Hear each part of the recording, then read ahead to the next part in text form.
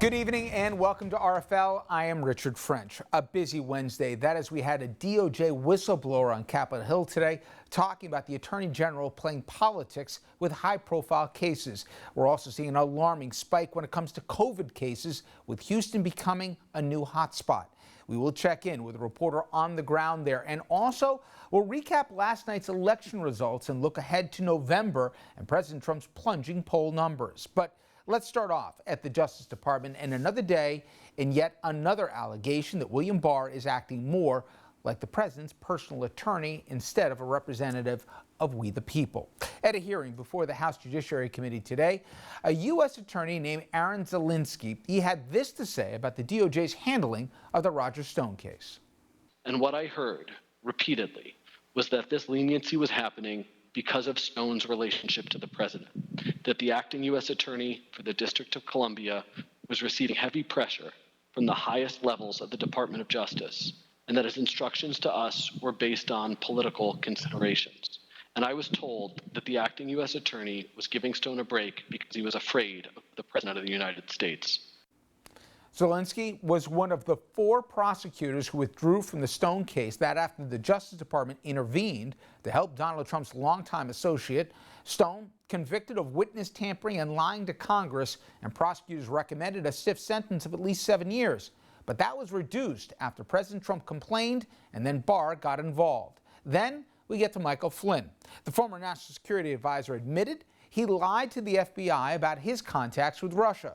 But just today, appellate court judges ordered a lower court to dismiss the charges against Flynn.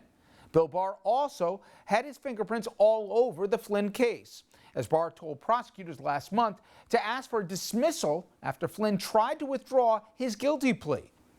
The developments with Flynn and Stone came down just today, but for the past few years, we have seen similar things happening. Take a listen to how some top Democrats describe our Attorney General.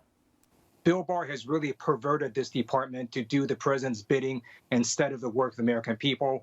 We have to get serious about Mr. Barr, who's totally lawless, who's turned the Attorney General's office into a not just a legal office for the president, but a legal office for the president's crimes.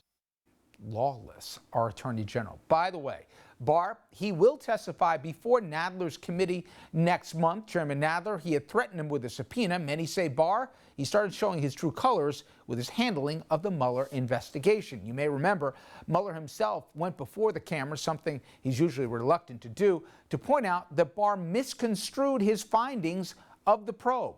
Now, fast forward a couple of years to the clearing of Lafayette Park, that about now a month ago.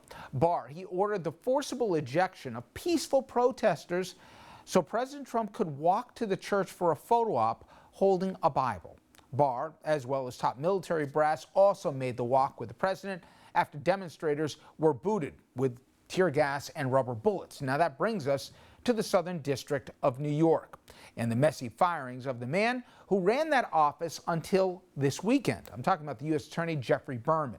The SDNY has investigated the president's businesses, his inaugural committee spending. It put Trump's former attorney Michael Cohen behind bars, and it is currently looking into one of Trump's current attorneys, a guy by the name of Rudy Giuliani. So it is not a stretch to see political motivations for the firing of Berman.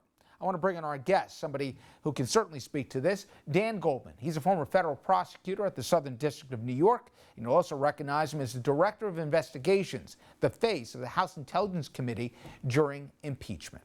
Before we get started, by the way, your room rater on Skype here, I mean, you're an elite company, by the way, as good a background as we've seen.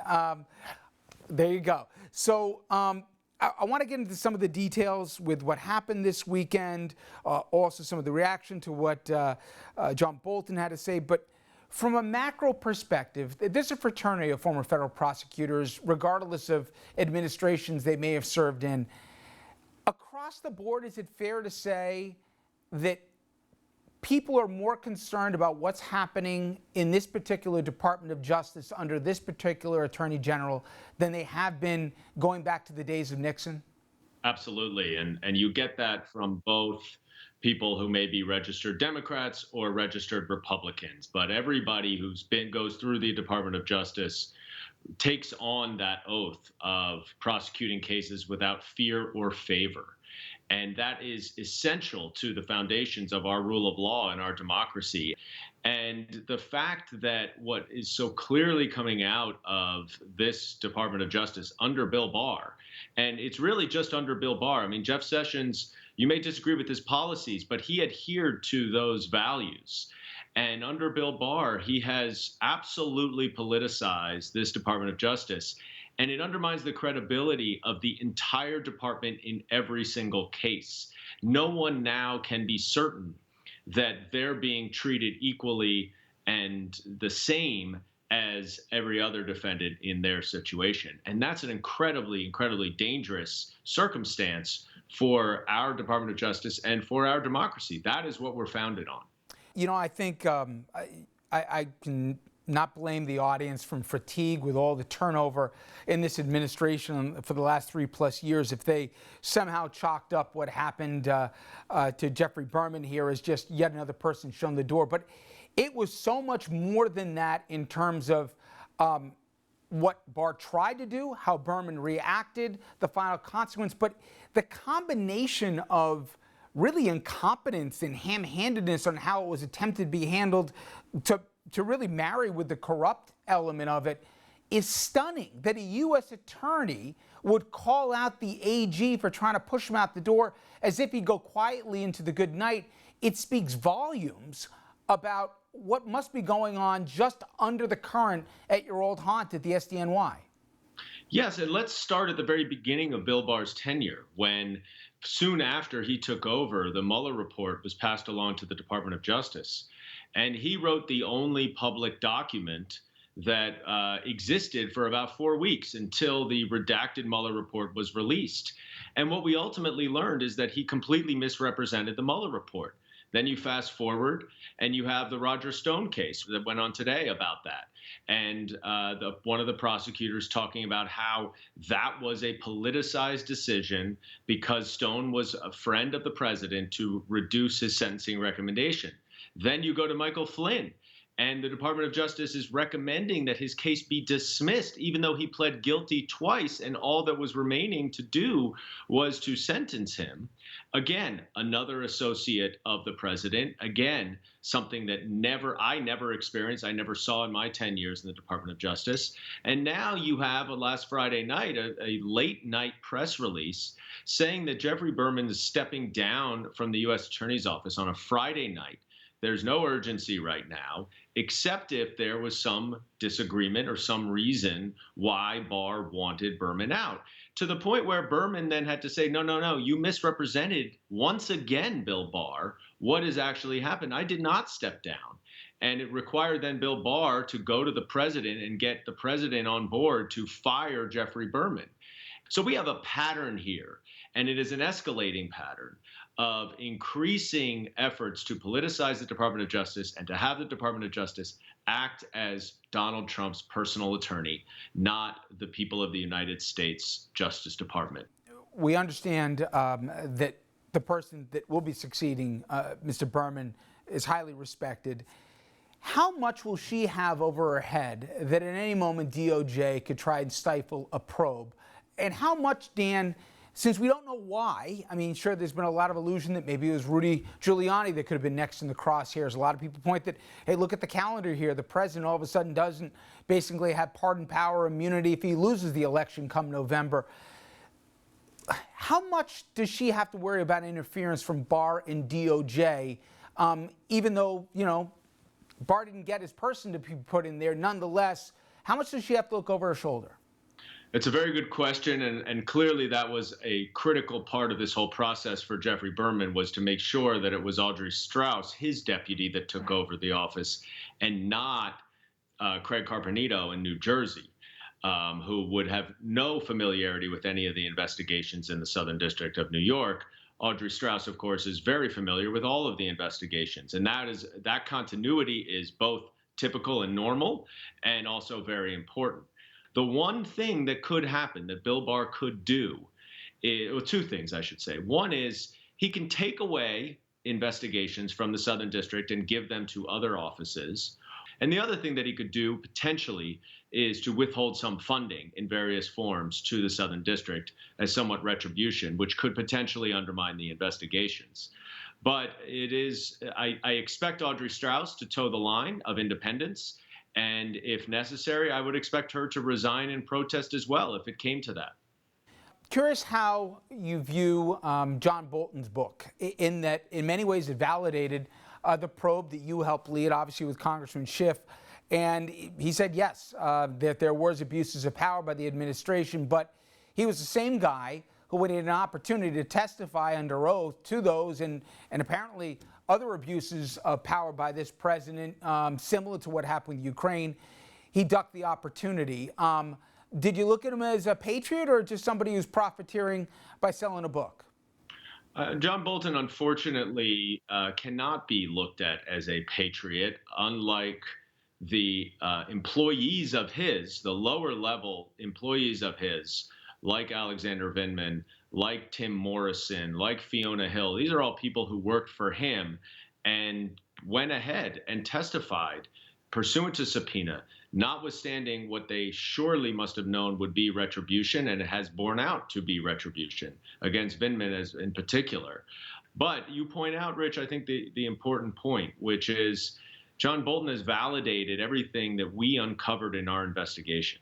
So he may try to throw stones and say that the investigation was partisan or was not conducted the way John Bolton would have conducted it. I'm not sure why John Bolton is the expert on congressional investigations in the first place. But at the end of the day, whatever investigation that he is throwing stones at was completely validated by what he says in his book about Ukraine. And he says it not only happened in Ukraine, and with relation to Ukraine, it happened elsewhere, including China and including potentially in Turkey and elsewhere. So John Bolton is saying, actually, the problem is bigger than what you found. It's a greater and broader abuse of power by the president, who operates solely on his personal interest and with his reelection in mind. And that's the terrific danger. You know, one last question as we come full circle here, Dan, about what's going on at the DOJ, specifically under the leadership of William Barr, and that is why. In that there are a lot of people in this administration who come to this job, or that are left at least, that haven't resigned, that don't have much in the way to lose in terms of reputation. He did. And even if he takes this bizarre view about presidential power being more outsized than pretty much any other legal scholar agrees to, he's going way beyond that, almost like a consigliere here for a Don. Why does he go? Okay, you have any rationale why he's aiding and abetting many cases illegal behavior seemingly by the president? I still don't get why. You know, the only experience I've had that I would try to refer back to is when I prosecuted the mob and organized crime cases. And I think there are a lot of parallels to Donald Trump and a mob boss, and in the way that he operates, the way that he uses the threat of revenge, the threat of retribution, and his abuse of power as a lever over foreign countries, but also his own Republican Party. And I think that, you know, Bill Barr really is serving as his consigliere. And I think that he's got a lot of attention. He's got a lot of focus on him and what he's going to do. And the only rationale I can come up with is, as you point out, that this is a means to an end, which is that he is trying to promote an expansive view of executive power. But in order to do that, he needs to do a little bit of dirty work to get there. And that's the best gloss that I can put on it, because I agree with you, Rich. I think that he has completely gone overboard. We're not talking about the unitary executive theory anymore, but we are now talking about the use of executive power to favor the leaders, friends, and associates. That's what happens in countries around the world that are authoritarian, that are dictatorships.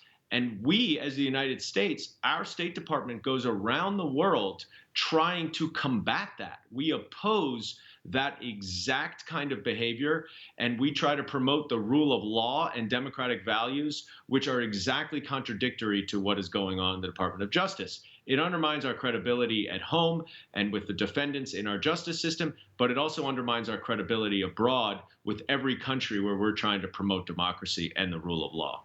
Yeah, and to me, the scene at Lafayette Park punctuated that our top law enforcement officer is literally clearing out legal protesters in our nation's capital. You know, I don't think you need even more than that. But Dan, as always, I really appreciate the time. Thank you so much. Thanks for having me on, Richard. Good to see you. Up next, we head to Texas. We'll be joined by a reporter from Texas Monthly to discuss the new epicenter of COVID, Houston.